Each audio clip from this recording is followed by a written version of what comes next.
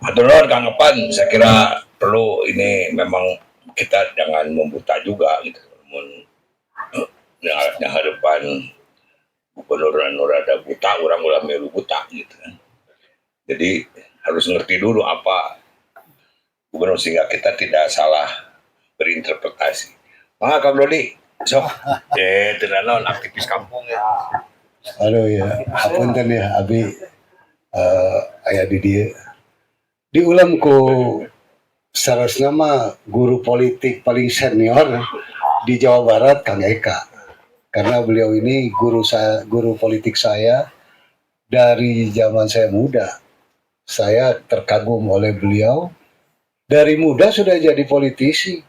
Dari muda sudah jadi dewan, bahkan ketua dewan. Saya mah waktu itu umur sebeliau mah nggak ada apa-apanya. Jadi ini kehormatan sekali bagi saya ada di forum ini, diundang di forum ini oleh Kang Eka Santosa. Hatur nuhun Kang. Ini betul-betul membuat saya terkesima sebenarnya.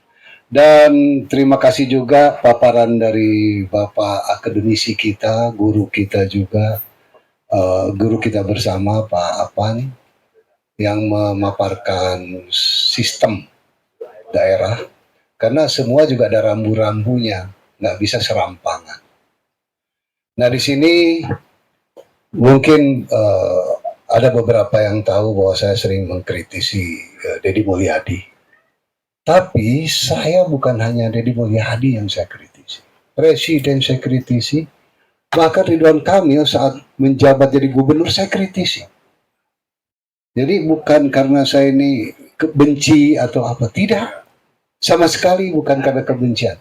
Sama sekali ini sejujurnya hanya ingin semua baik-baik saja. Nah, di sini soal Deddy Mulyadi, betul apa yang dipaparkan Kang Eka, Kang Apan. Menurut saya ini ada perubahan perilaku. Perubahan perilaku ini, ya, kalau positif, alhamdulillah. Nah, kalau negatif, ini akan jadi apa Jawa Barat? Ini kan perubahan perilaku. Ini mohon maaf, ini mumpung ada orang media, tapi saya terhadap orang media di para insan media di Jawa Barat ini salut, saya masih asik-asik aja gitu. Soal konten Deddy Mulyadi ini disebut membuat satu efisiensi katanya. Nah efisiensi dari sisi materi, ya. Tapi jangan sampai efisiensinya dari objektif menjadi subjektif. Bagaimana sebuah konten itu dikreasi oleh seorang kreator, ya, oleh tim kreator, dijadikan konsumsi bahwa itu adalah berita objektif. Bukan. Bahwa Deddy Mulyadi selama ini kontennya didengar oleh massa bukan berarti itu objektif. Itu subjektif. Itu sebenarnya perubahan atau penurunan kualitas menurut saya. Nah, ini satu poin yang saya catat karena saya ketemu dengan teman-teman media di sini. Jadi bukan soal poinnya, bukan soal anggaran yang jadi lebih efisien, tapi kualitas berita yang disajikan kepada masyarakat jadi subjektif. Bagaimana kalau ada media itu kan ada tanya jawab. Ya, ada interaksi. Tidak disajikan satu arah, ya, satu arah, monolog gitu. Nah, ini mau jadi apa Jawa Barat kalau sekahayang aing? Jadi betul kata Kang Eka, ini bukan negara kerajaan. Yang jangan gubernur berperilaku seperti kerajaan Provinsi Jawa Barat.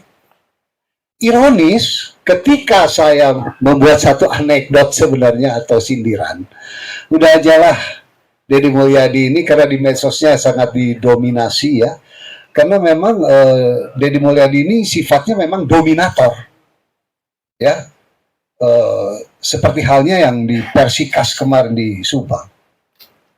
Bagaimana Deddy Mulyadi tidak mau diganggu oleh anak muda yang membawa atribut. Ini saya potong dulu di sini. Membawa atribut itu, itu identitas. Apalagi ada yang harus diperjuangkan. Apakah Persikas ini dari Papua terus ada ke Subang?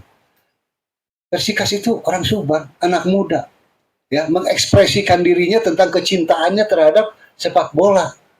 Tapi kemudian dimaki-maki. Nah, ini arogansi yang sudah jelas, ya, sudah dipertontonkan oleh semua. Kalau itu masih dimaklum-maklumi dan diterima, ya ini mohon maaf, budaya kita jadi bodoh kan. Saya ini mohon maaf nih, saya agak emosional karena saya memang masih agak muda dikit dari Akang.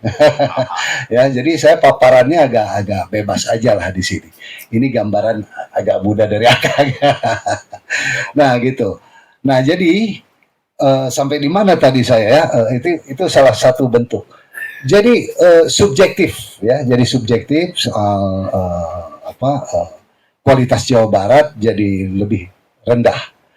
Bagaimana Jawa Barat kalau kita bandingkan dengan provinsi lain yang sama-sama 100 hari kan?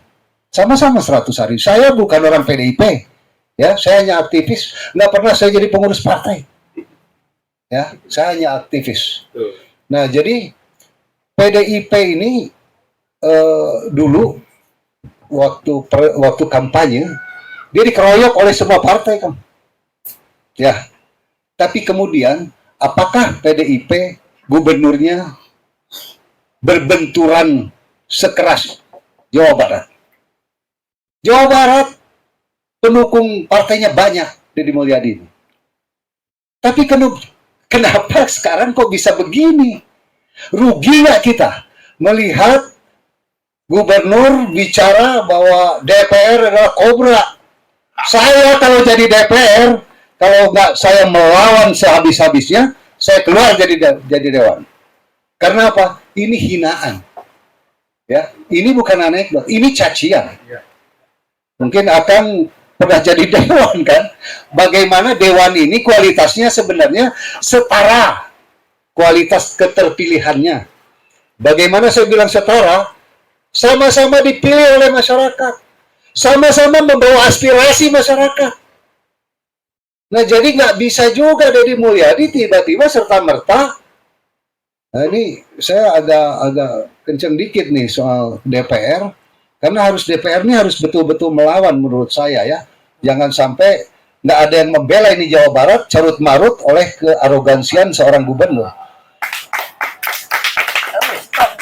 Punten ya Kang. Nah, jadi kalau tidak melawan, maka jadikan ini negara kerajaan kan. Seperti anekdot saya ke para netizen. Dan itu euforianya betul-betul kan. Ada yang sadar, ada yang nggak sadar. Kebanyakan nggak sadar. Setuju. Jadi apabila merasa dihinakan, jangan kerja dulu. Ya. Bikin aja surat ke Presiden Prabowo. Prabowo kok yang bikin Deddy Mulyadi jadi seperti ini, jadi gubernur, ya, oleh partainya Prabowo. Serahkan lagi ke Prabowo.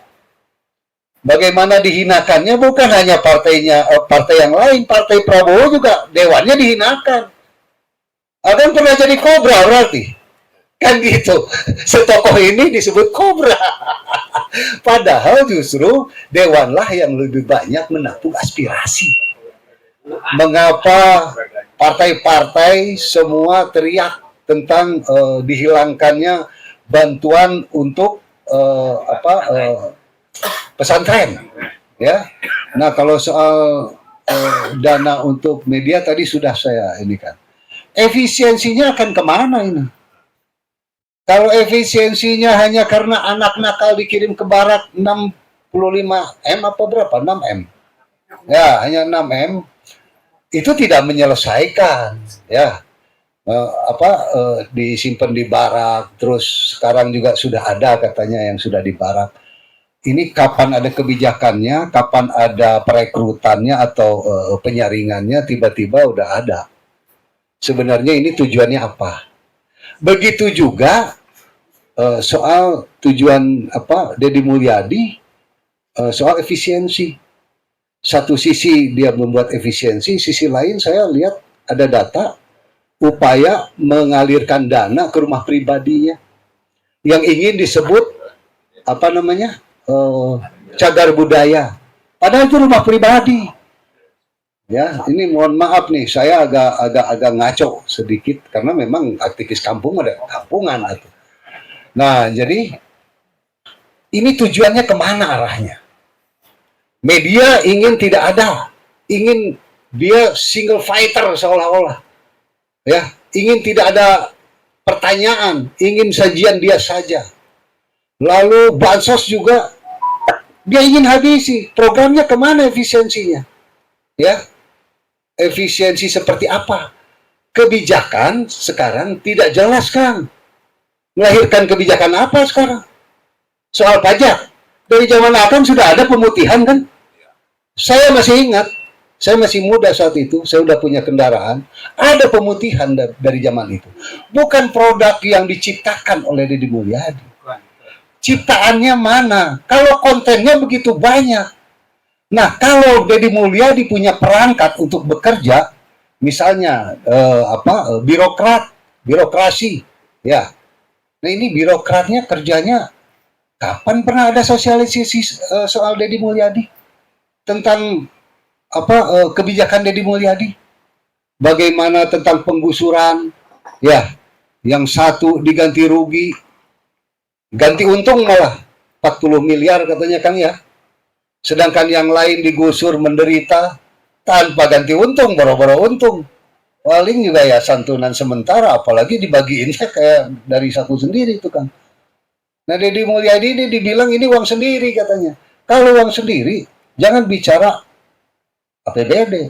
Kalau merasa kaya karena kontennya banyak duit, jangan bicara APBD. Gitu. Nah, jadi Deddy Mulyadi ini terpuguh menurut saya. Ya, arahnya kemana? Tujuannya apa? Tapi yang jelas ya, mendominasi, ya konten mendominasi disajikan seperti berita, itu adalah dominator. Ya, karakter dominator. Seperti halnya memarahi Persikas di forum umum. Ya, masyarakat itu sendiri. Bukankah Deddy Mulyadi seperti paling Persib ketika Persib juara? Padahal yang paling Persib Kang Momo. Tapi bukan Kang Momo yang viral. Ya, Deddy Mulyadi telanjang dia. Asapang Persib. Nah, dia pecinta sepak bola, bukan. Offsetnya bukan kata saya. Yang katanya Deddy Mulyadi ini kan suka bagi-bagi duit tuh di konten. Sekarang udah jadi gubernur, dia sebenarnya bisa bagi duit ke seluruh orang Jawa Barat yang miskin. Tapi apa kemudian? Bukan ada perubahan atau ada nasib baik bagi masyarakat, bahkan dihambat dengan cara apabila mau dapat bansos harus vasektomi. Rela bapak-bapak semiskin apapun katanya saya, ogah gua embun aing mah. Nah, duka kalau pendukungnya mah. Bala nabi eta teh mau tuntung diledek. Nah, jadi ucing dikabiri sehat kan. Ngan gitu teu bisa ngeong-ngeong acan cicing kayak gitu Pak. Nya, mak hidup enggan mati tak mau.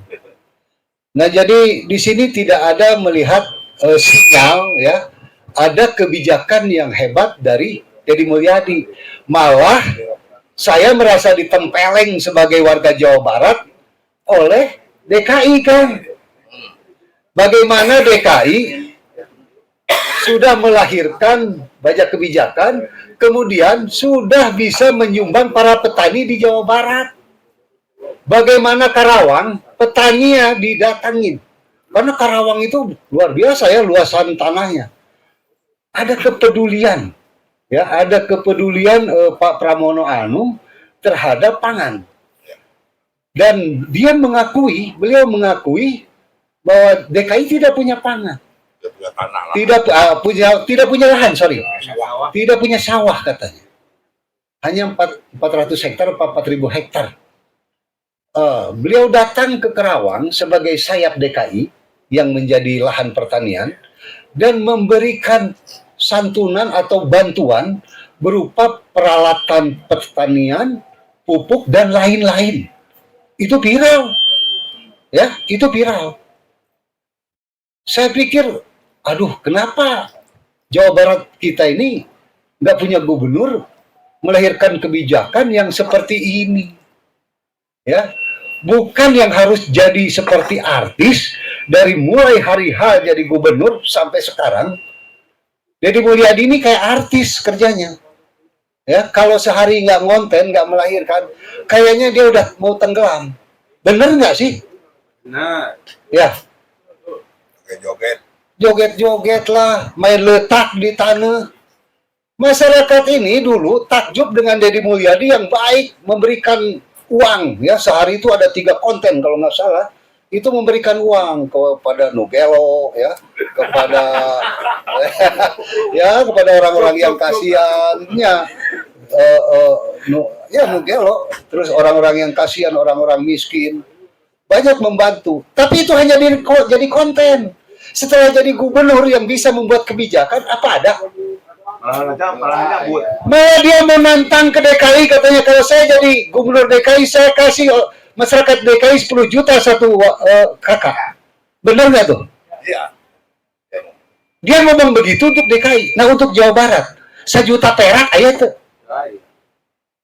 Jadi kebijakan tidak. Jadi Deddy Mulyadi ini ya, kata orang-orang dulu, kemarin-kemarin ada sen kiri belok kanan. Ya, apa yang dia perbuat, ya, itu sebaliknya kebijakannya dengan perbuatannya. Malah memberikan bansos saja harus vasektomi, itu maksud saya. Sen kiri belok kanan. Janjinya memakmurkan masyarakat, besok ya bisa jadi masyarakat tergusur hanya untuk kepentingan konglomerat. Bagaimana kita melihat Aguan sudah diterima dengan wah, kayaknya bangga gitu. Dengan Deddy Mulyadi sama Farhan, sama si ini tuh, si Muarar Sirait. Ya, tuh si Muarar mau ngapain dia bawa Aguan ke sini? Dia kan Menteri Perumahan. Jadi gini, kenapa saya bilang begitu?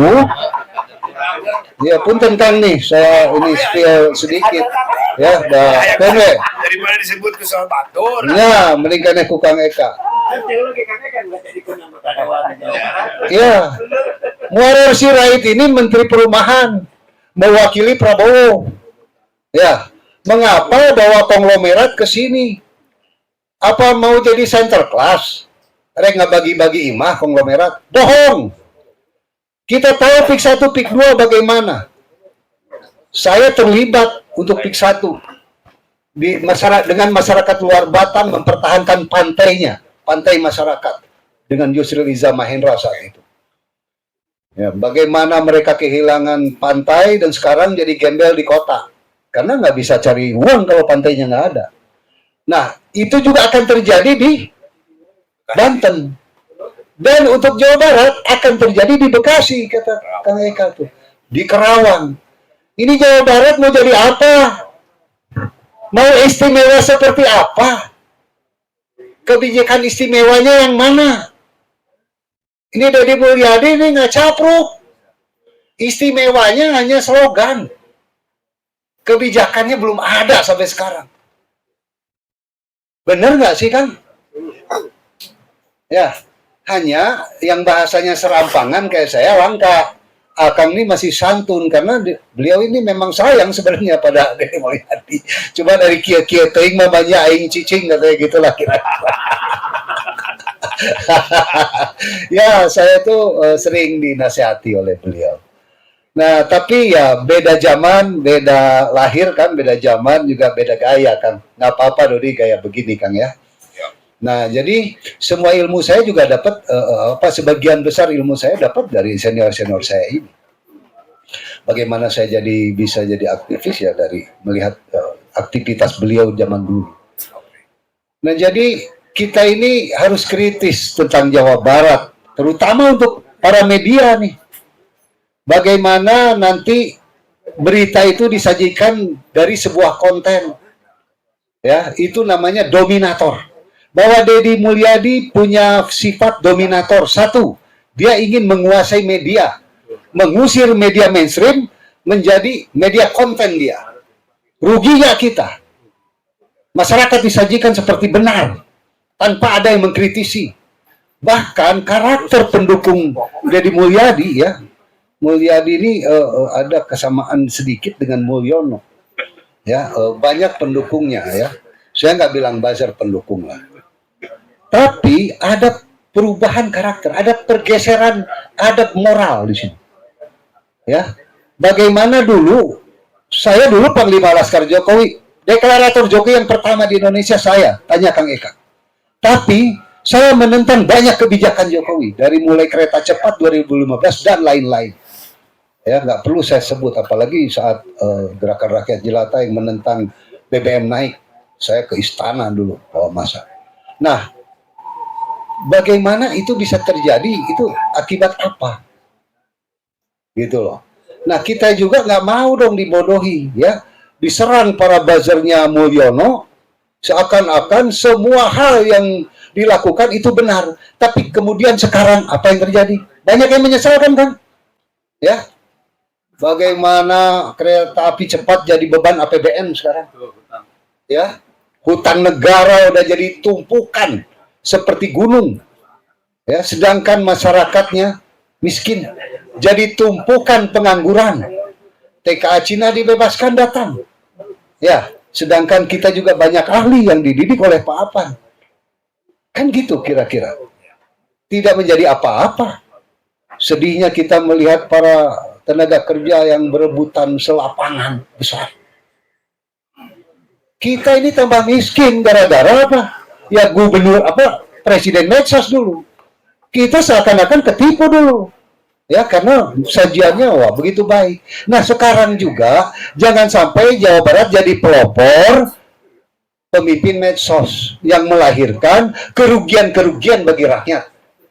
Bagaimana lahan-lahan tanah banyak dikuasai cukong-cukong oleh Jokowi, besok bisa juga demikian. Karena gejalanya sudah ada oleh Deddy Mulyadi. Dia sudah bawa aguan. Jadi kita harus serta-merta sekarang media tetap bekerja sekalipun tidak dikasih dana apa-apa. Berjuang demi bangsa ini, demi masyarakat Jawa Barat dan demi bangsa.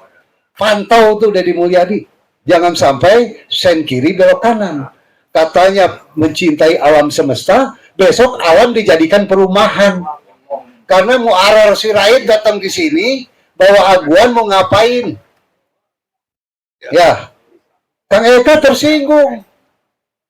Ya, ada apa? Apa pernah salah satu konglomerat bagi-bagi rumah? Konglomerat itu oportunis. Tidak seperti bapak-bapak di sini yang punya ideologi. Gitu loh. Nah, jadi banyak gejala-gejala buruk yang dicerminkan oleh Deddy Mulyadi sekarang. Ya, gejala-gejala buruk ke depan. Harapan atau ekspektasi masyarakat lah ya, bahasa kerennya. Harapan masyarakat bakal dibagi-bagi duit, bakal senang. Masyarakat yang mana yang dapat satu kabupaten dari Deddy Mulyadi karena kebijakan, ya, dapat uang misalnya UMKM 2 juta ewang. Masyarakat miskin yang tidak bekerja 1 juta ewang misalnya ya. Kan enggak. Ya. Malah integritasnya saya pertanyakan. Integritas Deddy Mulyadi apalagi mencintai budaya. Mengapa komisaris Bang Jabar kok seorang ahli ahli medsos juga, karena ada namanya salah satu nama Mardigu ya, itu dia punya bisnis keuangan tapi gagal kan, banyak korban ya, sekarang diserahkan ke Mardigu. Ini ada apa dasar kebijakan itu, apa dasar pemikiran itu? Apa enggak hanya untuk kepentingan lompatan kampanye yang lebih tinggi? Kemarin jadi gubernur, sekarang ingin jadi presiden. Banyak yang berasumsi ke sana. Ya, kalau ini Jawa Barat dipakai eksperimen, hanya untuk mencoba dia untuk menjadi presiden saja, tapi tidak terasa kebijakannya oleh masyarakat, rugi nggak kita sebagai masyarakat? Rugi nggak punya gubernur seperti ini? Ya, ini ingin mendominasi. Ini Deddy Mulyadi gubernur dominator, tidak mau dikoreksi oleh DPR. DPR disebut kobra. Ya, di forumnya aja nggak boleh direcokin oleh masyarakatnya sendiri yang hanya membawa bendera Persikas. Kalau yang bijak nggak begitu. Oke, sabar ya, nanti kita bicara. Saya ingin meneruskan dulu paparan ini. Kalau bijak begitu, ya, apalagi yang beretitut seperti ya Kang Eka, seperti Pak akademisi, Pak Apan ini. Keluar aslina lah. Eta keluar aslina katanya tuh ya. Nah, jadi dia dominator di sini. Nah, kalau yang sifatnya dominator, maka ya betul apa yang saya pernah tuliskan. Udahlah, karena kita repot ya, kasihan dewan-dewan ini pada repot, bikin surat pengajuan ke Prabowo, menyerahkan gubernur ke Prabowo untuk dijadikan raja. Dan dewan siap bubar. Spekulasi aja. Ya jangan setengah-setengah. Ya, dewan ini udah dihinakan. Jangan setengah-setengah. Kalau dewan dihinakan setengah-setengah, dia bukan pejuang bagi rakyat. Dia bukan wakil rakyat. Dia harus punya totalitas. Fungsi wakil rakyat itu kan harus penyeimbang, membela kepentingan rakyat. Benar nggak? Jadi Pak Ono, ya lewat forum ini, Pak Ono jangan setengah-setengah, jangan jadi ledekan, ngelawan tapi setengah-setengah. Jika tadi saran Pak Gus J, non cina, tinggal deet cina, tinggal deket, ya tinggal deket tuh, nggak seetik, repeh gitu kan. Nah jangan begitu, karena ini persoalan bukan persoalan sebentar. Ini persoalan bisa berdampak sangat buruk pada Provinsi Jawa Barat, masyarakat Jawa Barat, dan sistem Indonesia. Ya, demikian ya. Ini saya waktunya udah terlalu banyak. Kan saya mohon maaf kepada teman-teman semua yang hadir di sini juga saya mohon maaf. Paparan saya agak serampangan. Karena kata Kang Eka bebas aja katanya. Resiko Kang Eka mengundang saya, udah tahu Kang Eka resikonya. Demikian, assalamualaikum warahmatullahi wabarakatuh.